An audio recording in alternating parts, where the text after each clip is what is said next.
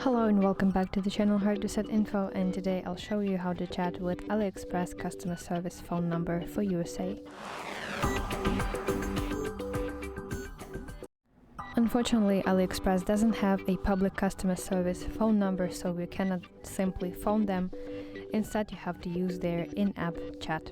So to do that, open AliExpress application on your device and then go to Account section at the bottom side of the screen. And here you should see Help Center button that looks like headphones icon.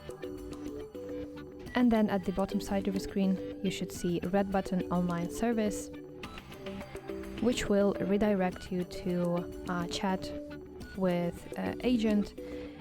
And here in this box, write your question, then send it and wait for their response. So that's it. I hope you find this video helpful, and if so, please leave a thumbs up and please consider subscribing to our channel. See you soon. Bye bye.